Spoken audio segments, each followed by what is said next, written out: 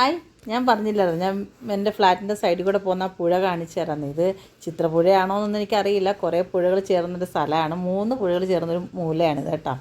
അന്നേരം എൻ്റെ ഫ്ലാറ്റിൻ്റെ ഇവിടെ നിന്ന് നോക്കിയാൽ ചെറുതായിട്ട് കാണുന്ന മാതിരി എനിക്ക് ഫീൽ ചെയ്യും, പക്ഷേ ഒത്തിരി അടുത്താണ്. നമുക്ക് ഈ 24ാമത്തെ നിലയിൽ ഇച്ചിരി നീങ്ങി തന്നെ ഈ വീഡിയോ എടുത്തത്. അതുകൊണ്ട് നല്ല മഴയും കാറ്റാണ്, അതുകൊണ്ടാണ് കേട്ടോ.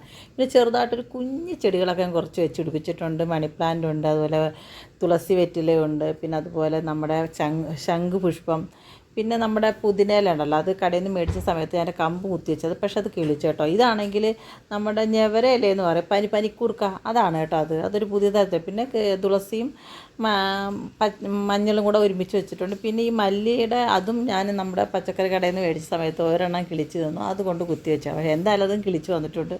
ഇതാണ് എൻ്റെ പുറത്തുള്ള ചെടിയുടെ കുറച്ച്. ഇതിൽ കൂടുതൽ ചെടി ഉണ്ടായിരുന്നു മറ്റേ ഫ്ലാറ്റിൽ, അത് കുറച്ച് കടയിൽ വെച്ചിരിക്കുകയാണ്. അപ്പോൾ വീണ്ടും ഞാൻ അതെടുക്കുമ്പോൾ നല്ല മഴയാണെങ്കിൽ അങ്ങോട്ട് നീങ്ങിയെടുക്കാൻ പറ്റാത്തതുകൊണ്ട് ഇച്ചിരി ദൂരെ നിൽക്കുന്ന മതി എനിക്ക് ഫീൽ ചെയ്യും. നല്ല മഴയും കാറ്റുമാണ്. അപ്പം എല്ലാവരും സന്തോഷ സമാധാനത്തോടെ ഇരിക്കുക. അപ്പോൾ അടുത്തൊരു വീഡിയോ ആയിട്ട് ഉടനെ വരാം.